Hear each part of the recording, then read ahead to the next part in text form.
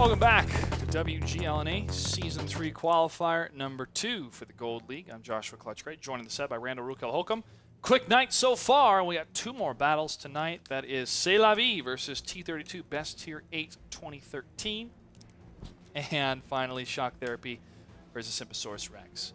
Tomorrow, as a reminder again, we will be broadcasting live at 5 o'clock for the semifinals and the finals. And Randall, where's your hat? Oh, brought the wrong hat today. We wore jackets. Not wearing a hat that won't match my jacket. Oh, well, it's okay. I'm sure a lot of people are going, no way! A but few guess people what? were surprised. It's okay. Things change, guys. People grow up, and seasons come and seasons go. Sometimes they give away my hat as a prize, and so I decide maybe it's time to just sometimes not wear a hat. That's right. Well, I thought about shaving today, and I did. I shaved my neck. Good job, Clutch. But it's, I don't know, today it's warmer outside. I thought it'd be colder because the last couple of days have been pretty cold. Yeah, for Southern California. It's less cold now. Yeah. Slightly less cold than in previous days. I actually miss it. It was really cold in Korea, and I loved it. I love bundling. I don't like cold. Right when I left, it started snowing. Well, we're going to see some, not some snow really on these cliffs, which is going to be the battle number 1 here, because it's still about springtime on this map. Let's go ahead and jump into the battle. C'est La Vie versus T32 Best Tier 8 2013. Taking a look at the tanks, 2 T32s, a T69, and 2 1390s for the Are you surprised? No. Are you surprised? No. And that is the side of T32 Best Tier 8, a T69, and 4 1390s for the side of C'est La Vie. We're going to call them Best Tier 8 for short here so we don't confuse the audience talking about the tank itself, the T32, or the team itself, the T32. Bao Bao in the 1390 for C'est La Vie. Bao Bao, he was on another team the last season. Was he? I would have been a qualifier team. Yes, Because I don't think he was on Wreak Havoc. Because Wreak Havoc is where Callus comes from, by the way. We should all remember him. He's given credit a lot for the defeat of Fulcrum Gaming. That's right. Well, teams are changing up here, guys. People turn into free agents, and then they form new teams, and it's good because we see new blood, and we see mixtures of talent happening between new blood and experienced blood. And that's what we have in the 3 teams that are joining us already. 1390 spotted now. Bao Bao getting behind the rocks here as there's some shots being fired, and Agamemnon is taking a lot of hits. And he's down to 629 hit points, just over half, as it looks like Llama Leaf on the other side of the map is engaged on Backstabs as well, but Uberlichi is just going to go forward, just hunting for that T1. This might be a little bit of an overextension, though, because Agamemnon's in the middle, and Explosion Man is pretty much alone in his 13. He may have to take on Callus and Bao Bao together. With Uberlichi kind of on the low ground. Yes, Callus and Bao Bao will unleash on Explosion Man, and even Flash Ram and Hetzer are here. Explosion Man jumps off the cliff as best he can, but Bao Bao is right behind him, looks for a shot. Hetzer also looking for a shot, and he will connect, taking him down. That is a tier 8 advantage so early in this. Now it looks like they're going to jump on Uberlichi. But is C'est La Vie too close together here? Bao Bao. 1390 destroyed by Agamemnon on the side. Agamemnon comes in. T32 now pushing across the field. Agamemnon turning corners around Flash Ram. Flash Ram takes a hit against the T32. He gets a revenge kill. It's Agamemnon, E63M6 in the T32, and Valatio now pushing forward. But Uberlichi is down to 379 hit points, and it looks like Hetzer may be able to take him down unless Bao Bao is the one to do it. It looks like Bao Bao's also reloading. Hetzer is going to get caught out by the T32s. It looks like EDM and Valatio are here to save the day, and it looks like Uberlichi will actually finally get reloaded and finish off Hetzer. Now Uberlichi turns his attention to Bao Bao, who will finish him off. Bao Bao gets the kill, but he's going to have to fall back quickly at 187 hit points, plus the red base is under attack with 28 seconds left to go. T32 on the warpath towards the 1390 with only 187 hit points. Again, for a light tank, this is not a lot, especially with a low amount of armor. This is a one-shot kill for Valatio in the T32. However, he will be exposing himself a little bit too much here as the T69 moves in, but his battle buddy gets the kill, E63M6. And Valatio now moves across the rocks, trying to stop Wick from moving in. Red base still under attack with 3 seconds left to go. The T32 moves in for the sweeping attack. And the best Tier 8 T32 is able to take battle number 1. Wow, that was really interesting. That was a very interesting fight to see. Say it. T32 best tier 8 2013. There you go. Yeah, just Fallacio's always performed really well in the T32. You didn't get to see this in Qualifier 1, Coach. You were all the way in Korea. But if you'd gotten to see it, you would have been flipping out. He was a hero. And unfortunately, they did not get to the end of the Qualifier. They didn't make it. But they look pretty good this time, don't they? There was a sweeping factor in it. And because of all of the red team moving in, C'est La Vie moving in that one side, it allowed the rest of the forces, especially the T32s, to move across the open area. They were completely open to get over there. And that play by, what was it, Explosion Man 007 of, hey, come at me, guys. Yeah. He was able to get 1 or 2 shots traded. He did die, unfortunately, but the map control went to his team. Yeah, I feel like there was a lot of miscommunication or something between C'est La Vie right after that initial kill on the cliff side against the 1390. Once that happened, they kind of split off. 2 1390s went for a T69, but they kind of lost momentum. Then 2 1390s kind of stayed on the high ground, and they got pretty well destroyed. So it didn't feel as together as it did when they went for that one tank, went for that focused kill, and tried to get that T8 advantage early on, which is great, but their follow-up really fell short, and T32 took advantage of that. This is a team game, and you have to perform as a team, even though you may be down in HP or even shots left in your drums. If you're able to get those shots necessary and focus on the necessary tanks to stop the damage output against your own teammates, that's when you can really swing the game into your favor, and we saw that in that matchup. T32s are good for that, and especially with the amount of armor that they bring, maybe a little bit slow, and also the consistent firepower that they bring, can lock down those tanks that are either reloading or have full shots but only have 137 or 147 HP, and that's where they really come into great play here. Next BAP's going to be on Ensk. Let's go ahead and jump into battle number 2 on Ensk. C'est La Vie versus T32, best tier 8 2013. Same tanks. Go ahead and articulate them again for the audience, Randall. Would be glad to, Clutch. An AMX 5100, 3 IS3s, and Felicio in the IS6 again. We've got 2 5100s, 2 IS3s, and a 1390. Don't forget, T1 Cunninghams are the only T1s we're going to see. No one brings anything else. I'm really sad about that. No L Tractor, no. The low tractor's so good. No T2 mediums. It's such a good T1. It's got great view range, and if you're not expecting to have to 1v1 at close range against T1s, you're gonna have a great time. And even if you get to shoot against 5100s, you can pen very consistently with the gold rounds on that thing. Has longer view range compared to the T1 stock, yes, right? Does it matter when they both have binoculars though? Yeah, it definitely does. They don't have sufficient view range where you can even hit the wall. Wow. You can't. You're gonna see maybe up to 400 max. But you're never going to see that 440 area. Oh, Sublime Banana in the T1 is going to go way forward. Spotting range won't really matter for him in the T1, and he was all the way up in E1 already. No cover from his allies. T32 best tier 8 2013. He will spot Hetzer in the IS3. C'est La Vie is not moving very far here. No one has gone past the Echo line. Echo 5 is where one of the heavy tanks is, and that's going to be this one right here. That's great. Flash Ram? No. Is it Bao Bao? No. It's got to be Wick. Yeah, that is Wick. And the window, seeing what he can see here. That's a pretty tight shot on the window, Clutch. Yep. And if this was not wartime, you'd probably see kids playing in the park, mothers with their strollers going around, getting groceries for the night, men coming home from work maybe a little bit early to visit their families, but not anymore. Or late. Or late. But you're telling a real story here, Clutch. Yeah, this is wartime. You don't see the peaceful things. And it's crazy, man, when there's so much you take for granted that just blends into the surroundings, and then once it's gone, you notice how eerie it is. But it's all replaced by happy little tanks. Tank war. Look at that happy little IS3. He's in a happy place. He's got his own little house, his little IS3 apartment. He's got his cubby hole. He can get an easy bake oven, start making some cupcakes for all his friends, just using a light bulb and some Betty Crocker recipes. Wow. Life changes so much in war, man. It's sad, but it's cool to see. Did you have a little Betty Crocker oven, Clutch? No, but my father is an amazing carpenter, built a clubhouse for us kids as we grew up, and the girls would have an easy bake oven on the bottom floor, and we had a fire pole that would go down from the top floor, and we could ride. You had a fire pole? Yeah, we had a fire pole. Where do you get a fire pole? I told you, man. My dad's a great builder. Dude, it's sick. Let's go ahead and take a look at where the T1's at. Lunatic Angels over at Bravo 1. Llama Leaf down in Delta 3. And And the other light tank, Callus, is going all the way into the enemy territory going, guys, nothing's happened on the east side. Do we want to go for a push? Well, no, because that'll leave the west side way too open.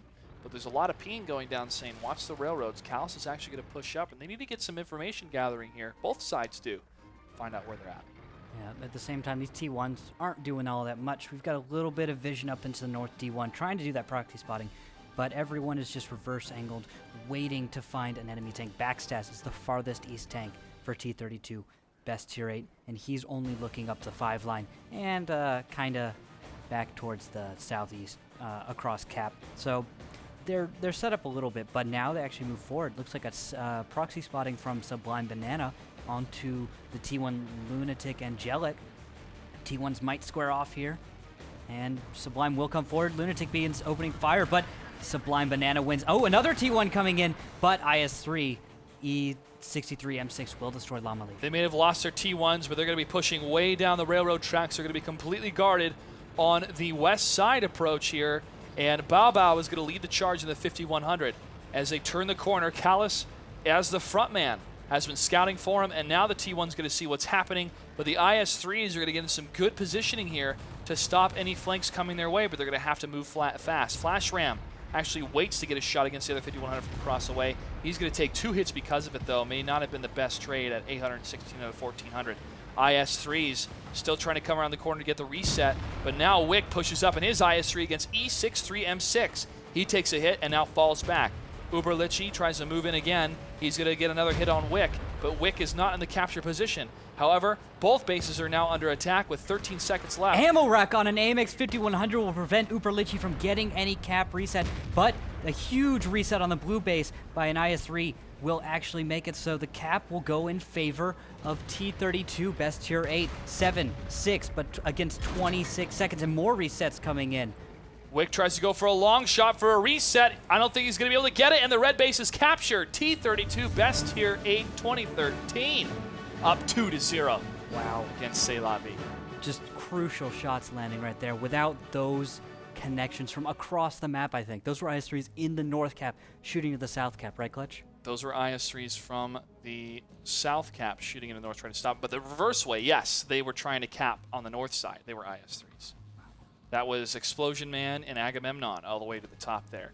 Nice play from both of these teams here, but the solution for that railroad push was, 1, no T1s were left alive to try to see what was going on, but 2, they went for the flag cap, and Uberlichi and his teammate kept trading fire and getting the resets, allowing for the very northern position to get that flag cap. Yeah, and very even nice though Uberlichi got was ammo-racked, he was at almost half health. He could have taken like 2 or 3 more shells. He was ammo-racked, and still they were able to win. That is how well they were doing that. The all-in. I think that's what really lost it for C'est La Vie. They all-inned on that cap. They didn't have anyone anywhere else, no alternate lanes of fire. They just swamped everyone on there, and they sacked their T1s. They could have kept those T1s alive, and that could have and if they'd gotten on cap with T1s, maybe they could have gotten that cap victory. For that kind of scenario, would you have left someone in the railroad tracks in case that happened? Maybe. At least someone back to stop the counter cap. I mean, it's going to happen. You're going to see that. So maybe the 1390 Callus could have gone back and just been waiting for that. That's a possibility, man. But again, it's hindsight 2020. Yeah. Having the 400-meter range, though, if you had a Pershing, or even though an Object 416 doesn't have that long of a meter range viewpoint, having that range is important in case you have to stop that, so you can go down the railroad tracks and get it. Unfortunately, the IS-3s are not fast enough to try to stop that, and now it's one battle away for T32 Best Tier 8 2013 to be moving on in the qualifiers versus C'est La Vie. C'est La Vie is a strong team we've seen so far. If they weren't, they wouldn't have made it this far. They're really an incredible group of players. I'm surprised that it looks this one-sided. Really, C'est La Vie opening very aggressively, making decisive moves, but really fumbling when it comes to the late game. Well, Abby is all about that late game because there's only 3 avenues of approach, and sometimes this turns into a draw. We haven't seen this map yet tonight, but I'm still reminded of Simple Tankers with their play of the fast cap. That was so fun to see. One of the only actual fast caps to work. We've seen cap victories on that map, but actually making that work, there's so much. The map is so set up to make it impossible. You've got such beautiful views on your own cap from raised positions. It's so difficult. And when that actually happened, just blew us away. It did. But we're going to take a look at the tanks that they're going to bring here in just a second. Would you replace Abby with any other map for the map pool? No, I like Abby. It's really dynamic. The map knowledge that a player can bring to this, it's exceptional. You can do such crazy things on this map. Just flowing between each of the lanes. When you look at this, when you don't really know the map, you see 3 separate lanes. But when you start to understand it, you recognize there's little connections between each lane. And teams are starting to recognize that as well, as we've seen more hyper aggression on this map. Let's go ahead and jump into it. Battle number 3, C'est La Vie versus T32, Best Tier 8 2013. Did you just salute? It looked like you were saluting just a second ago. No, I was fixing my earpiece. Oh, okay. Looking at the tanks in AMX 5100, IS-3, T69, and 2 AMX 1390s for the side of T32. For the side of C'est La Vie, 2 T69s and 3 1390s. I like how T32 Best Tier 8 2013 is not being overly arrogant with bringing T32s to every map. Because if there's one thing that makes a T32 a no-con tank is that you don't bring it when it's not needed. Exactly.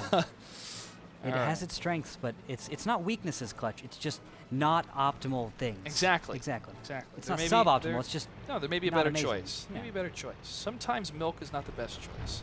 Explosion Man 007 is going to be caught in the crossfire of Bao Bao and Hetzraid, and he is going to fall fast here. This is not looking good for the beginning of the T32 team, but now they're going to be pushing in right into the Abby side, and they're going to meet the aggression against the T69. He's going to try to fall first, but no, Bao Bao is finally able to get Uberlich in the 5100, and Velatio is going to fight against Bao Bao here. Wow, Velatio not taking any hits yet in the IS-3, just bullying these 1390s as they reload out of position. Bao Bao has to escape. He's at 420 now. Velatio still full health in the IS-3. No one is able to punish him yet. Where's Flash Ram right now? The T69 needs to join this fight for C'est La Vie to try and bring it back. Oh, Callus takes a hit as E63M6 gets a huge hit against Bao Bao. Uses his fire extinguisher really quickly. Flash Ram takes down E63M6. Now Bao Bao is barely able to escape against Velatio. Velatio going for the shot, just not able to get it. And there, Bao Bao will escape. Callus is left almost alone. He takes a hit from Velatio down to 493, as it looks like T1s are going to move up the 8-line. Agamemnon is coming in. I guess he's reloaded. And he looks for Callus, but backs off. Now, tell me again, where is Flash Ram? I haven't seen him. He's way up in the Abbey side on the upper hill next to Callus. He's covering Callus's approach. IS-3 misses. Flash Ram, move in, get the shot, Flash Ram. And he's unable to get the shot here. He hesitated a little bit too much. Now he does. And now Bao Bao's going to push in here against the IS-3. 3 turrets against 1. As Agamemnon's a little bit too far back in the 1390 to push in, but now he's going to against Bao Bao. But Flash Ram may move in to get a good shot against him, and he does. Trading blows. Agamemnon goes for the shot and takes down Bao Bao. Velatio falls to Flash Ram, though, and Agamemnon and Flash Ram are going to duke it out. Who has more shots here? 1390 does at the beginning, but here comes Hetzraid, and Hetzraid misses his shot. Agamemnon now on the run, needs to track him. Hetzraid gets the other shot around the corner. Now it's 3 against 1. Red team looking pretty good against T32. This could be the comeback necessary for C'est La Vie to get a point on a board. Well, it's going to be very difficult for Agamemnon to try and clutch this. There's the track shot you were talking about, Clutch, and the finishing blow from Hetzraid. Now only T1s remain. Sublime Banana and Baxtaz sitting on the south cap. Where are the T1s from? There's Lunatic Angelic, and where is Llama Leaf? Llama Leaf right next to him. Oh, okay. He's right next to him right behind the rock here. Sublime watches his teammate fall. Llama Leaf gets that kill, and now Lunatic Angel destroys Sublime. And that makes a victory for C'est La Vie. Well played. Such is life, and such is living here as they're still alive, taking that next battle. Nice play by them. Just straight up trading blows in brawl mode next to the monastery, and they were able to get the win there. Yeah, Flash Ram and Hetzraid really being heroes in this battle. Looking at the post-game stats, Flash Ram gets 2,115 damage out with his T69, just entering the fight, unloading, and just about getting perfect. He had 1 bounce, 1 miss. That's it out of 11 shots. So great job by him. Hetzraid just staying alive and not taking too much damage. Because of that, just smart play, he was able to get out 11 shots and penetrate 8 of them. Following that, Bao Bao got messed up so early, and I think that's what really hurt. But on the other side, like the Velatio was able to do a fantastic job because the IS-3, just such the heavy armor. He was able to bully around those 1390s. Just that's the thing. I really thought they were going to take the win after Velatio entered the fight, and at full health, it was just wrecking 1390s left and right. There's not much more you can do in that type of scenario. When you're taking that much damage, you have to pull back. They tried to pull back, but it was too late. They had taken way too much damage in the first firefight, and when they tried to engage in the second firefight, again, they were getting good flanks and good positions around those small buildings, but it was too little too late with the HP that they had. They had the damage output. They were landing their shots for the most part, but it was not enough. Maybe it was that 1390 going down very early on. Oh, yeah. Well, we got a little bit too cocky there, but again, it's the unexpected. You got to expect the unexpected. When he moved really quickly into that Abbey area, they're thinking, oh, they're probably going down the west side. They're probably going to stay over there. No, they both went the same way, and that's what makes for a good World of Tanks fight. When you have the quick engagement, you see who's going to win out, and the split-second firefight between the two tanks. Yeah, and it's so much like mines in that situation where you just have people meet up there. They're still reloading, but they can get there fast enough to the point where they're pretty much caught. Once you're up in the Abbey, it's very hard to get out clean because the exits aren't nearly as awesome as on mines. They aren't. It's funny. It's a place of monks. Like once you enter the monastery, you can't get out clean. It's tough, man. It's a brutal firefight going on in the monastery. Yeah. But that makes for good engagements. And we're going to hopefully see some more good engagements on Himmelsdorf, which was the first map that we saw tonight where one of the teams took Hill. And even though it was decisive for them in the beginning, turned out to be decisive for the opposite team later on. They get to see if which team can hold out that specific spot on the map, or if we're going to see a west side push, which I actually predict coming out from the north. What's your call, west side push? My call is west side push coming out from T32 versus C'est La Vie. Taking a look at the tanks, 3 5100s and 2 IS-3s for the side of T32. For the side of C'est La Vie, 2 5100s and 3 IS-3s. Really going for that burst, Clutch. That burst damage when you come around a corner is going to be so crucial. But if you're stuck in a corner and you're trying to push up against an enemy, those IS-3s can bounce a couple shots or have more of that armor and HP value. Yeah. And that's what's going to be the trade-off here. Let's go ahead and follow Hetzerid. As he goes closer to the It's like Haterade, but Hetzer. It's like Haterade, but Hetzerid. Yeah. So I got to see a Hetzer up close, actually. May film another segment about that here soon. Beautiful tank. It was so crucial in World War II. Even the chassis of the Waffentrager is based off the Hetzer. Is it? It is. IS-3 now from Hetzerid is pushing up against the ruins. And are we seeing a west play? We're seeing east play. Oh, east side. Towards the hill with 2 IS-3s staying down below. They're actually going to kind of stop Hetzerid's approach, but Hetzer's going to head, so he's just going to get halfway up the 8 line and just stop in a hold-down position. E63M6 is going to have a hard time trying to dig him out. D-line versus G-line. Hetzerid's going to be in that position for a while as Velatio in the 5100 is going to be the backup closer to the hillside. He's actually going to move over to the west as the hill is going to be taken by one of the T1s. That's Lunatic Angel along with Bao Bao and Callus in the 5100. Any hill play coming out? Well, Backstaz is on top of the hill with T1s in tow and also another 5100. That is Uperlichi. But Backstaz is going alone first, so I guess they don't want to tip off C'est La Vie of exactly what they're doing. Backstaz finds Callus and Bao Bao and Lunatic Angelic. First shot's onto Callus, second shot onto Callus. Backstaz also taking 2. Bao Bao rolls up, and now advantage going to C'est La Vie damage-wise. Bao Bao puts another shot, but it looks like plenty of fire getting traded around. Uperlich misses that shot. It goes into the ground, and now Bao Bao and Callus are going to fall back here. Bao Bao and Callus have taken a lot of damage, but they're still alive, which means they can have a lot. Oh, another missed shot from Uperlich. He can't be doing this. He does get the kill against Bao Bao. He's going to have to fall back, though, as it's a traded blow of the 2 tier 8s, but he is lower on HP. He does get the T1. That's a small victory. Small victory. So they got a T8 trade, and then they win out on the T1. So Lunatic Angelic taking a hit for his commander. Callus is able to get away with a little more health, though. So Uperlichi is he's about a 2-shot away right now from death. Oh wow, 5100 Velatio destroys Wick. When did that flank happen? Velatio coming on in through the G-line, slips away and is distracting Flash Ram. Now here is the move from Explosion Man and E63M6 onto Hetzerid. It is a 2v1 in an IS-3 fight. And here they come, those IS-3s. Hetzerid is in some serious trouble, and Uperlichi now falling back in the 5100 is going to be able to sweep in and help on that flank. Explosion Man gets a good hit against E63M6 gets the final hit and the kill against Hetzerid, and now it's a 3 versus 2. And who's that coming across the corner? It's Velatio in the 5100. It's going to be a pincer attack. Callus falls back in his 5100 to try to deal with that Velatio flank, but that's going to leave Flash Ram on his own to deal with the rest of the Tier 8s coming out of the T32 best Tier 8 2013 team. Velatio decides he's actually going to go for Flash Ram. Zero's a shot on Flash Ram, does connect down to 12-17, and now he's a one-shot. Can Velatio get the rest of his shots off before Callus is able to finish him off? Callus coming up from behind, looks for the shot, and connects, saving Flash Ram at 364 hit points.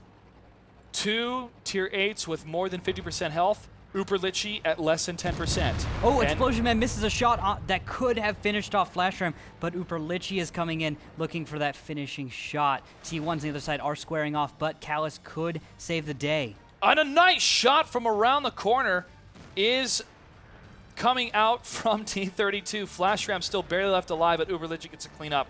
E63M6 takes that front fire from Callus. He does fall, but Explosion Man needs to move up. He misses a shot against Callus. Now Agamemnon moving across the way on the west side. There is some sort of western push. It may just be a T1, but I'll take it. As Callus in the 5100 is going to have to run away. The last tank left alive, and the only one that can stop T32 best Tier 8 from moving on in the qualifier. Explosion Man aims and fires. 49 HP left for Callus. He's still on the run. The IS-3 is on the reload. Callus turning the corner. Needs to get to the flag cap because that T1's going to try to stop it. Explosion Man may have the shot, and he misses the shot. Callus can save the day here. There's a chance for him as Sublime Banana and Agamemnon are going towards cap. Looks like Agamemnon's having trouble getting up there. Come on, Agamemnon. Callus at 49 HP. He could be destroyed by that T1 if it's able to penetrate his side or rear armor. Callus not going for the reload possibly because it's going to take too long with 36 seconds left on the clock. He's going to have to go for the reset. And is going to have to do some serious guerrilla tactics here coming around the corner. Where's the IS-3 pointed? Explosion Man is not looking down that lane. He's actually looking towards the southeast. He's expected that this 5100 will actually show up in about Kilo 6, but he's not there. He's not there at all. Callus still going down the G line. Sees the IS-3. IS-3 turns. He's turret broken right now. But he does have the turret down the right place. 5 seconds left to go. This is going to be a win for T32. And they do it. T32, best Tier 8 2013, moves on in the qualifiers. They'll be joining us in the semi-finals. A nice play by them on all maps. Unfortunately for Abby, they weren't able to lock it down. And C'est La Vie proved to be a team worth fighting against in the qualifiers, making T32 hopefully that much better with the type of play that they brought, especially on Himmelsdorf. But that's going to be it for C'est La Vie. C'est La Vie, thanks for playing. Hopefully we'll see you in the Open League. And if not, please sign up for the qualifiers for season number 4. That was quite an engagement on Himmelsdorf. That was an intense engagement. It was Velatio coming in on that flank that really, I think, pushed it over the edge because you actually had an advantage on the hill just because Callus had a little more hit points. I thought that was going to come back and bite T32 best Tier 8, but beautiful moves, just simultaneous actions and commands being given all around the map. C'est La Vie looked a little bit less multi-dimensional, just not able to bring in multiple lanes of fire and not able to control the tempo of the battle. Velatio was 9 for 9 in his 5100. You land your shots, you make your shots, you make the grade, you make the game. Did very, very well in his tank. Explosion Man, 5 for 11. Just needs to get a little bit better on that, but he did have a lot of shots received, 1770, so at least try to do his part, try to absorb some of that damage and stay alive at the same time. Nice play coming out of both teams here. Again, congratulations to T32 best Tier 8 2013. Looking forward to seeing how far they're going to go and if they're going to keep that name in group play if they make it that far. We're going to take a break. We come back, the final match of the night, and that is going to be Shock Therapy versus Sympasaurus Rex. Stay tuned. You're watching WGLNA Season 3 Qualifier number 2 for the Gold League.